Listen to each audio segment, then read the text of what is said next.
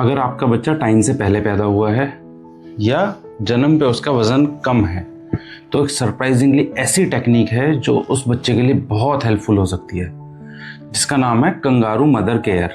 Short form में हम उसको KMC भी बोलते हैं। ये यूजुअली डॉक्टर्स जिन बच्चों का वेट कम होता है पैदा होने के टाइम या टाइम से पहले पैदा होते हैं उनको फ्रीक्वेंटली रिकमेंड करते हैं। अगर आपके भी घर में कोई ऐसा बच्चा पैदा हुआ है जिसका वेट कम है या टाइम से पहले पैदा हुआ है तो आपको भी ये डॉक्टर ने रिकमेंड किया भी होगा।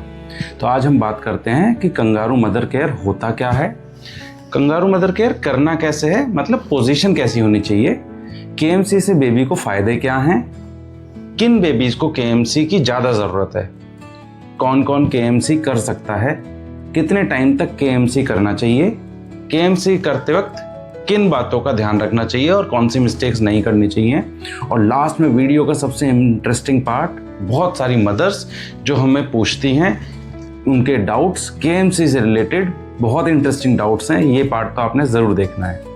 तो अगर आपके घर में ऐसा कोई बच्चा है या आप प्रेग्नेंट हैं या आपका कोई रिलेटिव फ्रेंड प्रेग्नेंट है तो आप प्लीज़ ये वीडियो उनको ज़रूर शेयर कीजिए, ये बहुत हेल्पफुल होने वाली है। तो चलिए शुरू करते हैं पॉइंट नंबर 1 से कि कंगारू मदर केयर होता क्या है। देखिए, जैसे एक कंगारू अपने पाउच में अपने बच्चे को रखता है, उसी के कंसेप्ट पे मदर्स भी, फीमेल्स, अपने बच्चे को अपने ब्रेस्ट के बीच में चेस्ट से लगा के बच्चे को लेकर रखें, स्किन टू स्किन कांटेक्ट रखें, उससे बच्चे को बहुत हेल्पफुल होती है। ये उसी कंसेप्ट से, वो कंगारू मदर से ही ये कंसेप्ट लिया गया है, जिससे बच्चे का और माँ का आपस में बहुत अच्छा बॉन्डिंग रहता है और बच्चे को स्किन टू स्किन कांटेक्ट भी रेगुलरली मिलता है। तो आते हैं कि कंगारू मदर केयर करना कैसे है, बच्चे की पोजीशन कैसी होनी चाहिए। देखिए, पहली चीज़ तो ये कि माँ और बच्चे आपस में चिपके हुए हों, बच्चे ने कपड़े ऊपर ना पहने हों, माँ ने भी कपड़े ना पहने हों और ऊपर से ढक लें। यस, बच्चे की जो पोजीशन होनी चाहिए वो एक फ्रॉग के जैसी होनी चाहिए, जिसके हाथ पैर थोड़े बाहर की तरफ होने चाहिए, बच्चा पूरा चेस्ट से चिपका होना चाहिए, फेस एक साइड होना चाहिए, ब्रीदिंग कर सके इसीलिए नाक मुंह ठीक से खोला रहना चाहिए। और कपड़े पहनाने में आपने बच्चे को हाथ में, पैर में जुराबे या मिटन्स पहनाने हैं, कैप पहनानी है और नेपी भी पहनाना है। इस तरीके से बच्चे को आप जब माँ के चेस्ट पे रखेंगे तो बच्चे को माँ से वार्मथ मिलेगी और भी उसके बहुत सारे फ़ायदे हैं जो हम नेक्स्ट पॉइंट में बात करेंगे, मतलब कंगारू मदर केयर से बच्चे को क्या क्या फ़ायदे हैं। देखिए, पहला फ़ायदा तो यही है कि जो छोटे बच्चे होते हैं, टाइम से पहले पैदा होते हैं, उनमें फ़ैट कम होता है। तो अगर उनमें फ़ैट कम होता है जिसकी वजह से उनका टेम्परेचर रेगुलेशन बहुत अच्छा नहीं हो पाता, तो कंगारू मदर केयर देने से माँ की हीट से, माँ की वार्मथ से बच्चे को गर्माहट मिलती है। तो पहला फ़ायदा तो बच्चे का टेम्परेचर रेगुलेशन है। दूसरा फ़ायदा बच्चे के हार्ट रेट और बच्चे के रेस्पिरेशन, मतलब बच्चे की धड़कन को और बच्चे के सांस लेने को भी माँ से सपोर्ट मिलता है। जब माँ ब्रीद करती है तो उसमें बच्चा हिलता है और बच्चे को साथ साथ स्टिमुलस मिलता है। तो क्योंकि जो टाइम से बच्चे पहले पैदा हो जाते हैं उनमें कभी कभी स्लो सांस होने की या सांस रुकने की शिकायत मिलती हैं, तो इससे वो एपनिया भी कम होता है और वो वाली चीज़ में भी बच्चे को बहुत हेल्प होती है। पॉइंट नंबर 3, ब्रेस्ट फीडिंग में बहुत हेल्प होती है, क्योंकि कंगारू मदर केयर में बच्चा माँ के स्तन के पास ही होता है, तो साथ साथ वो बच्चा बीच बीच में फीड कर सकता है, माँ को भी अच्छा लगता है, इमोशनल बॉन्डिंग होती है, दोनों को बहुत अच्छा लगता है और माँ को भी इसमें फिर ज़्यादा फीड मिल्क आता है और वो ज़्यादा अच्छे से अपने बच्चे को फीड दे सकती है, जो बहुत हेल्पफुल है बच्चे के वेट गेन में और बच्चे के ग्रोथ में। तो कंगारू मदर केयर से बच्चे का वेट गेन भी अच्छा होता है, बच्चे की ग्रोथ भी अच्छी होती है और एक इन्फेक्शन से भी बच्चा बचा रहता है। ये बहुत साइंटिफिकली प्रूव चीज़ें हैं, बहुत सारी स्टडीज़ हो चुकी हैं कि जहाँ पे मदर कंगारू मदर केयर करा रही है वहाँ पे बच्चों को कम इन्फेक्शन होता है और उनका सर्वाइवल रेट बहुत अच्छा होता है। नेक्स्ट क्वेश्चन आता है कि किन बेबीज़ को KMC की ज़्यादा ज़रूरत है। जैसे मैं पहले ही बता चुका हूँ कि जिन बच्चों का वज़न जन्म पे बहुत कम रहा है या जो बच्चे टाइम से पहला पैदा हो गए हैं, उन बच्चों को कंगारू मदर केयर की ज़्यादा ज़रूरत है। कौन कौन केएमसी कर सकता है, ये एक बहुत फ्रीक्वेंट डाउट होता है। तो मैं आपको बताना चाहूँगा कि ऐसा नहीं है कि नाम इसका कंगारू मदर केयर है तो सिर्फ मदर ही ये कर सकती है, नहीं। घर में कोई भी मेंबर, बड़ा मेंबर, दादी हो, नानी हो, दादा हो, पापा हो, ये सब केएमसी कर सकते हैं और इनको ज़रूर हेल्प करनी भी चाहिए मदर की, क्योंकि अकेले मदर के लिए दिन भर बच्चे को लेकर बैठे रहना उतना इजी नहीं होता। तो घर का कोई भी मेंबर ठीक से हैंड वॉश वगैरह करके केएमसी इजीली कर सकता है। नेक्स्ट क्वेश्चन आता है कि कितने टाइम तक केएमसी करना चाहिए। तो मैं इसमें आपको बोलूँगा कि एक बार जब आप केएमसी स्टार्ट करें तो 1 से 2 घंटे के बीच तक कम से कम करें। आइडियली जितना ज़्यादा से ज़्यादा लंबा कर सकते हैं उतना ज़्यादा से ज़्यादा लंबा करना चाहिए। 8 घंटे से लेके 24 घंटे तक लगातार दिन में केएमसी किया जा सकता है, और जितना ज़्यादा केएमसी आप करेंगे बच्चे के लिए उतना ज़्यादा अच्छा रहेगा। बट इसका ये मतलब नहीं है कि 24 घंटे सिर्फ माँ ही बच्चे को लेकर बैठी रहे, वो नहीं हो सकता, क्योंकि मदर को सोना होता है, मदर के अपने खाना होता है, वॉशरूम जाना होता है, मदर को भी रेस्ट चाहिए होता है बीच में। तो दूसरे पेरेंट्स भी, दूसरे लोग भी, घर के दूसरे मेंबर भी उस वक्त पे केएमसी कंटिन्यू कर सकते हैं, और 8 से 24 घंटे एक दिन में केएमसी किया तो बेहतर रिजल्ट्स मिलते हैं। अब बात करते हैं कि केएमसी करते वक्त कौन सी मिस्टेक्स नहीं करनी चाहिए। देखिए, पहली मिस्टेक तो यही है कि बच्चे को बहुत कंफर्टेबल पोजीशन में रखना चाहिए, बच्चा डिस्कम्फर्ट वाली पोजीशन में नहीं होना चाहिए।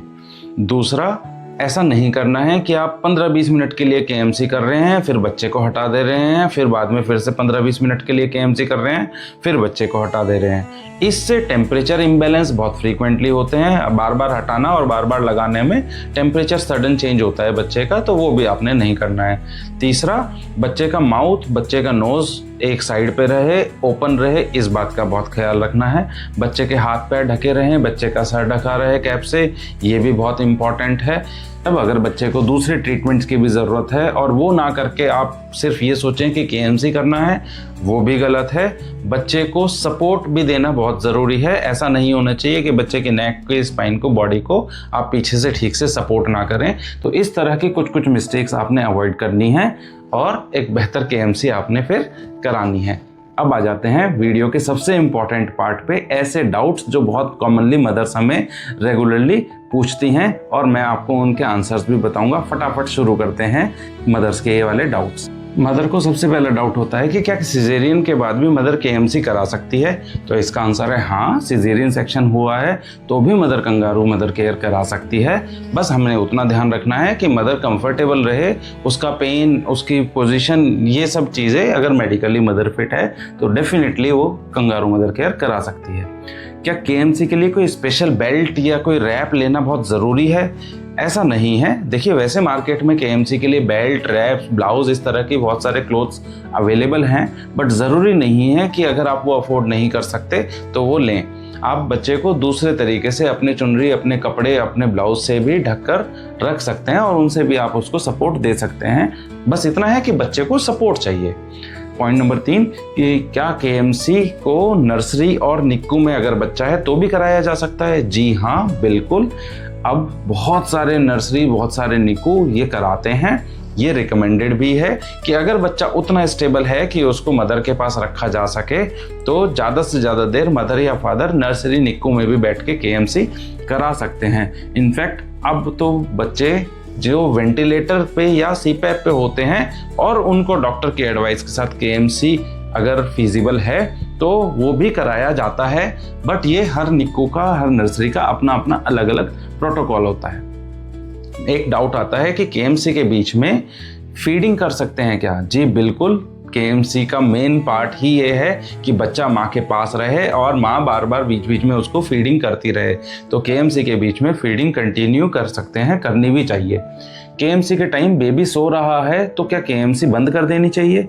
जी नहीं, बिल्कुल भी नहीं। बच्चा अगर कंफर्टेबली सो रहा है तो उसको सोने देना चाहिए, बट आपने ये ध्यान रखना है कि बच्चा नीला ना पड़े, उसका मुंह खुला हुआ हो, उसको सांस ठीक से आ रहा हो, उसका ब्रीदिंग चलता रहे, उसका टेम्परेचर ठीक रहे। एक और डाउट आता है कि केएमसी करते वक्त माँ सो सकती है क्या? देखिए, मैं इसमें ये एडवाइस करूँगा कि अगर माँ थकी हुई है और माँ को ज़्यादा नींद आ रही है तो माँ किसी और को दे दे बच्चे को केएमसी करने के लिए और खुद अलग से सो जाए। बच्चे को लेके सोने में बच्चे के लिए भी कभी कभी रिस्क हो सकता है। अगर माँ का पोजीशन कुछ चेंज हो जाए, बच्चा हिल जाए, बच्चे को पता नहीं चलता, मदर को कई बार, कि बच्चे को सांस लेने में तकलीफ हो रही है या नाक दब गया है, इस तरह की प्रॉब्लम्स हो सकती हैं। तो अगर मदर को नींद आ रही है तो वो सो जाएं और बच्चा किसी और को हैंड ओवर कर दें। अगर एक और क्वेश्चन आता है कि केएमसी सिर्फ हॉस्पिटल में करनी है या घर जाकर भी कर सकते हैं। देखिए, केएमसी हॉस्पिटल में भी कर सकते हैं और घर जाकर भी कंटिन्यू करनी चाहिए। जब तक बच्चे का एप्रोप्रिएट वेट गेन नहीं होता तब तक केएमसी आपने घर पर भी कंटिन्यू करनी है। केएमसी के टाइम बच्चे का टेम्परेचर चेक करना चाहिए। जी हाँ, बिल्कुल, बच्चे का ध्यान रखना है कि बच्चा ठंडा ना पड़े, बच्चा नीला ना पड़े। बच्चे का बीच बीच में आप टेम्परेचर चेक कर सकते हैं। मदर को मिल्क ना आए तो क्या तब भी वो केएमसी कर सकती हैं? हाँ जी, बिल्कुल कर सकती हैं। मदर को मिल्क नहीं आ रहा है तो भी वो केएमसी कंटिन्यू कर सकती हैं। एक और क्वेश्चन कि केएमसी कब बंद करनी चाहिए, किस उम्र तक या बच्चे के कितने वजन तक, बहुत सारे लोग भी ये पूछते हैं। तो इसका रिकमेंडेशन अभी ये है कि अगर बच्चे का वजन 2.5 किलो से ऊपर हो गया है या उसकी जेस्टेशन टोटल 37 हफ्ते से ज़्यादा हो गई है या बच्चा कंफर्टेबल नहीं है, बच्चा हट रहा है, बार बार रो रहा है, तो भी आप केएमसी बंद कर सकते हैं। एक और क्वेश्चन कि बच्चा रो रहा है तो क्या हर बार केएमसी बंद कर देनी है? जी नहीं, इसका आंसर ये नहीं है कि बच्चा रो रहा है तो आप केएमसी बंद कर दें। बच्चे के रोने के बहुत सारे कारण हो सकते हैं। नैपी गीला हो सकता है, बच्चे को भूख लगी हो सकती है, बच्चे ने हो सकता है पॉटी कर दिया हो, बच्चे को कंफर्टेबल ना लग रहा हो, बच्चे को ज़्यादा स्वेटिंग हो रही हो। इन सब रीजन की वजह से भी कई बार बच्चे रो सकते हैं। तो आपने देखना है कि बच्चा रो क्यों रहा है, उसके हिसाब से केएमसी कंटिन्यू करनी है या बंद करनी है, वो डिसाइड करना है। अब एक लास्ट पार्ट कि बच्चे को केएमसी कब नहीं करनी है। पहला, जब डॉक्टर बोलें कि अभी फ़िलहाल वो केएमसी नहीं करा सकते, मतलब बच्चे की इस तरह की कंडीशन है, उसको वो स्टेबल नहीं है, ज़्यादा अनस्टेबिलिटी है, ज़्यादा सीरियस है, तो भी केएमसी नहीं करनी है। बच्चा 2.5 किलो के ऊपर हो गया है तो भी ज़रूरत नहीं है। बच्चा फुल टर्म का है तो भी ज़रूरत नहीं है। इस तरह के बहुत सारे फैक्टर्स हैं जिनमें आपने केएमसी नहीं करनी है। आपको वीडियो कैसा लगा कमेंट में ज़रूर बताना। ये तो सिर्फ केएमसी से रिलेटेड था। वैसे न्यूबॉर्न में टोटल क्या क्या चीज़ें नॉर्मल होती हैं जिनमें पेरेंट्स परेशान हो जाते हैं, इसके लिए भी मैंने एक वीडियो बनाया हुआ है। प्लस बहुत सारे पेरेंट्स न्यूबॉर्न से रिलेटेड क्या क्या गलतियां कर रहे होते हैं, क्या क्या मिथ्स फॉलो कर रहे होते हैं, इसके लिए भी एक डिटेल वीडियो मैंने बनाया हुआ है। लिंक मैं एंड स्क्रीन पर शेयर कर रहा हूँ। वीडियो कैसा लगा ज़रूर बताना। अच्छा लगा तो दूसरे पेरेंट्स के साथ भी ज़रूर शेयर करना। मैं आपको मेरे दूसरे वीडियो में मिलूँगा। नमस्ते।